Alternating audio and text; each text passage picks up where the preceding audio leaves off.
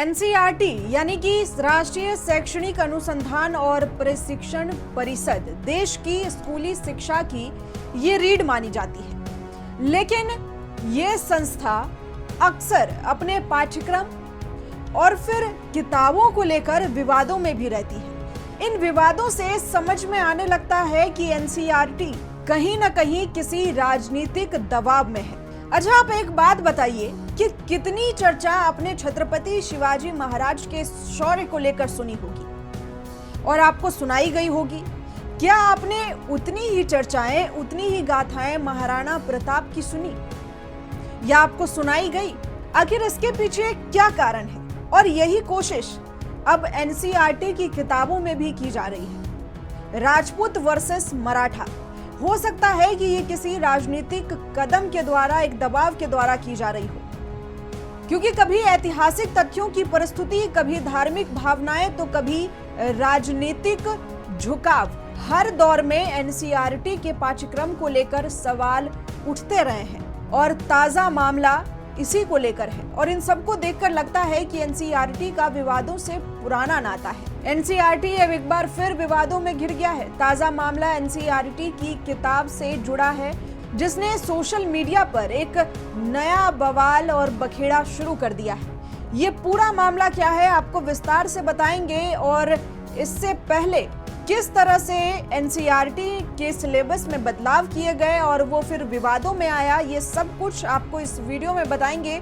तो अंत तक मेरे साथ जरूर जुड़े रहिए। नमस्कार, आप देख रहे हैं यंग भारत न्यूज और मैं हूं आपके साथ ज्योति यादव। मराठा इतिहास को 22 पेज का स्थान दिया गया, जबकि राजपूत इतिहास को केवल 2 पेज में समेट दिया गया। अब इस अंतर को लेकर पूरे समाज में आक्रोश है। लोग नाराज हैं और इसके इतिहास के साथ अन्याय करने का सवाल उठा रहे हैं। अब क्या अंतर है? दरअसल किताब में मराठा साम्राज्य की स्थापना से लेकर छत्रपति शिवाजी महाराज के जीवन और मराठा साम्राज्य के विस्तार, साथ ही प्रशासन और युद्ध नीति के विस्तार से लेकर सभी चीजों को 32 पेज में समझाया गया है। वहीं राजपूत इतिहास में सिर्फ कुछ प्रमुख युद्धों और शासकों का जिक्र किया गया है, जिसे 2 पेज में समेट दिया गया है।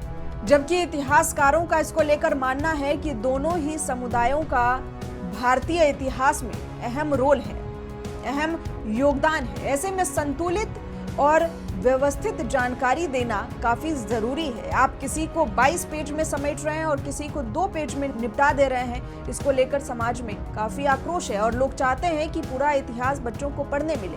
आपको बता दें कि राजपूतों के मध्यकाल में कई बड़े युद्ध लड़े और विदेशी आक्रमणकारियों का भी उन्होंने डटकर सामना किया। मेवाड़ के महाराणा प्रताप, चित्तौड़ की रानी पद्मिनी और अन्य अनेक वीर योद्धाओं की कहानी आज भी प्रेरणा देती है। और वहीं मराठा इतिहास की बात करें तो छत्रपति शिवाजी महाराज ने स्वराज की नींव रखी और औरंगजेब जैसे शक्तिशाली मुगल शासकों को भी चुनौती दी।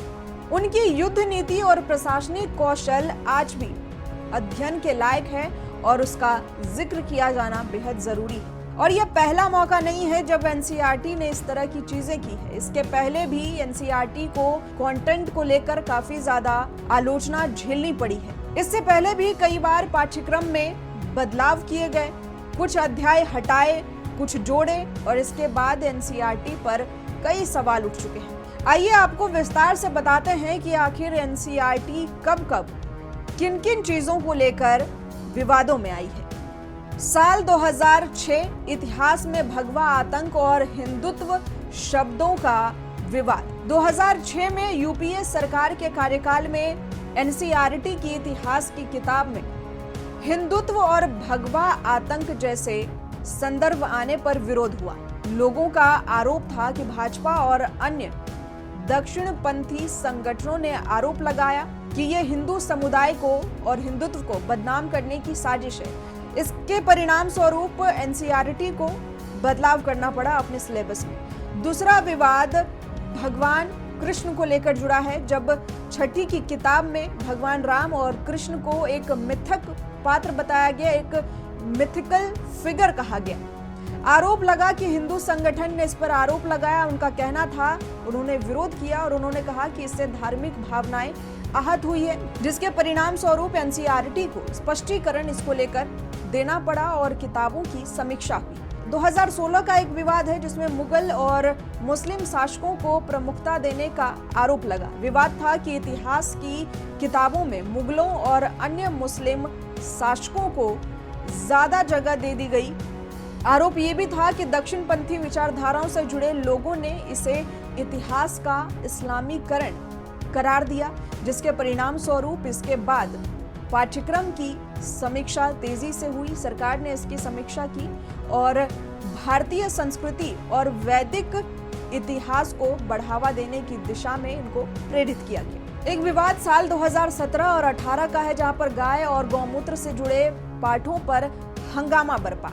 एक वैकल्पिक किताब में गौमूत्र के फायदे और फिर गाय की महिमा आदि का उल्लेख किया गया। इस पर विपक्ष ने आरोप लगाया कि ये विज्ञान नहीं बल्कि एक आस्था को पाठ्यक्रम में घुसाने की कोशिश की जा रही है। इसके परिणाम स्वरूप किताब की वैज्ञानिकता पर काफी सवाल उठे। इसे मुख्य धारा के पाठ्यक्रम से अलग रखा गया। फिर 2020 में कोरोना काल में सिलेक्टिव सिलेबस कटौती की गई और ये भी विवाद का एक कारण बना। महामारी के दौरान एनसीईआरटी ने पाठ्यक्रम में कटौती की, जिसमें कि मुगल इतिहास, धर्मनिरपेक्षता, न्यायपालिका, जन आंदोलन, गांधी जी के हत्यारे नाथूराम गोडसे जैसे विषय किताब से हटा दिए गए। आरोप था कि कटौती को राजनीतिक एजेंडा बताया गया और विपक्ष ने कहा कि छात्रों को एक तरफा इतिहास और एक तरफा दृष्टिकोण पढ़ाया जा रहा है, जिसके परिणाम स्वरूप बहस के बावजूद कटौती लागू रही। और फिर 2023 और 24 में पाठ्यक्रमों से गांधी, दंगे और फिर आपातकालीन जैसे विषयों को हटाने का भी विवाद सामने आया। गांधी जी की हत्या, आरएसएस से जुड़ी कई जानकारी और साथ ही 2002 के गुजरात दंगे, मुगल शासन का इतिहास जैसे विषयों को किताब से हटाए जाने का मामला सामने आया। सरकार पर आरोप लगा कि इतिहास को राजनीतिक रूप दिया जा रहा है और ये साफ तौर पर दिखाई दे रहा है। लेकिन इसके बावजूद एनसीईआरटी की तरफ से ऐसे कई मामले आज भी सामने आ रहे हैं। अब आप ही जानिए कि शिक्षा जो है वो ज्ञान का माध्यम है, लेकिन जब पाठ्यक्रम ही पक्षपातपूर्ण हो जाए तो सवाल उठता है कि क्या इतिहास को राजनीति के चश्मे से देखा जाना सही है?